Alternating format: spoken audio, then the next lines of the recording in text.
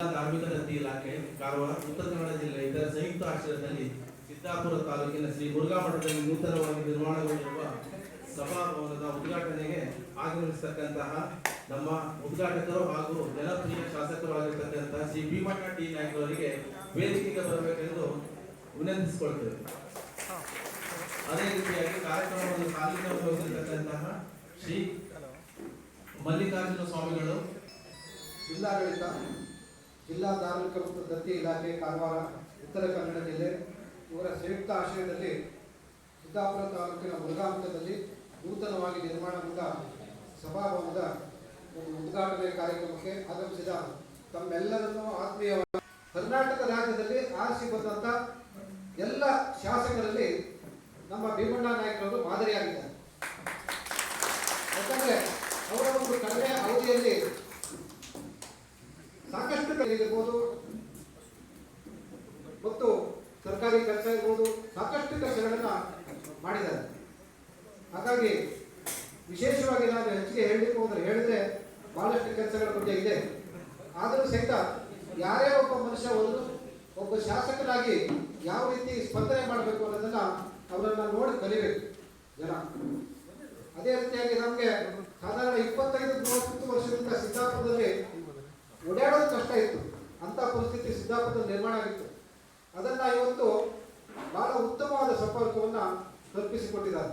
ವಿಶೇಷವಾಗಿ ಶಿರ್ಸಿ ಸಿದ್ದಾಪುರ 2 ಕ್ಷೇತ್ರಕ್ಕೆ. ಅದೇ ರೀತಿಯಾಗಿ ಕುಡಿಯುವ ನೀರು ಇರ್ಬೋದು, ಒಂದು 70 ಕೋಟಿ ರೂಪಾಯಿ ಕುಡಿಯುವ ನೀರನ್ನ ಸಿದ್ದಾಪುರ ತಾಲೂಕಿನ ಜನತೆಗೆ ಮಾಡಿಕೊಟ್ಟಿದ್ದಾರೆ. ಹಾಗಾಗಿ ಅವರನ್ನ ಈ ಕಾರ್ಯಕ್ರಮಕ್ಕೆ ಆಹ್ವಾನಿಸಲು ಬಹಳ ಸಂತೋಷ ಆಗ್ತದೆ. ನಮ್ಮೆಲ್ಲರ ವತಿಯಿಂದ ಆತ್ಮೀಯವಾಗಿ ಅವರನ್ನು ಸ್ವಾಗತ ಮಾಡ್ತಾರೆ. ಚಾರ್ಜ್ ಇಲ್ಲ, ಶಿರ್ಸಿ ಚಾರ್ಜ್ ಇದೆ, ಸಿದ್ದಾಪುರ ಚಾರ್ಜ್ ಇದೆ, ಮೈಸೂರಲ್ಲಿ ಟಿ ನರಸೀಪುರ ಅಂತ ಹೇಳಿ ಅಲ್ಲಿ ಚಾರ್ಜ್ ಇದೆ. ಈ 3 ಚಾರ್ಜ್ ಅವರು ಬಂದ ಮೇಲೆ ಮೊದಲು ಹೇಗಿತ್ತು ಈಗ ಹೇಗಿತ್ತು ಅಂತೇಳಿ ಸ್ವಲ್ಪ ಮೈಸೂರಿಗೆ ಟಿ ನರಸೀಪುರಕ್ಕೆ ಹೋಗಿ ನೋಡಿದ್ರೆ ಗೊತ್ತಾಗ್ತದೆ ಯಾವ ರೀತಿ ಮಾಡಿದ್ದಾರೆ ಅಂತ. ಅವರು ಸಹ ವಿಶೇಷವಾಗಿ ಸ್ವಾಮೀಜಿಗಳಲ್ಲಿ ಮಾದರಿ. ಅದು ಯಾಕೆ ಹೇಳ್ತಾ ಇದ್ರೆ ಭೀಮಣ್ಣರಿಗೆ ಏನು ಯಾವುದು ಇದೆಯೋ ಅದೆಲ್ಲ ಗುಣಗಳು ಅವ್ರ ಹತ್ರ ಇದೆ. ಯಾರೇ ಹೋಗಿ ಅವ್ರನ್ನ ಮಾತಾಡಿಸ್ಬೋದು, ಎಷ್ಟೇ ಹೊತ್ತಿಗೆ ಅವ್ರನ್ನ ಕಾಣ್ಬೋದು, ಯಾವ ವಿಷಯದಾದರೂ ತಕ್ಷಣ ಅದಕ್ಕೆ ಒಂದು ಸಮಜಾಯಿಸಿ ಸಿಗ್ತದೆ. ವಿಶೇಷವಾಗಿ ಈ ಒಂದು ಕಟ್ಟಡ ಆಗಬೇಕಿದ್ರೆ ಜಾಗ ಅವ್ರದ್ದೇ. ನಾವು ಭಕ್ತಾದಿಗಳ ಜಾಗ ಮೊದಲಿಂದ ಇರ್ಬೋದು, ಆದರೆ ಈಗ ಅವ್ರ ಸ್ಥಾಪನೆ ಇದೆ.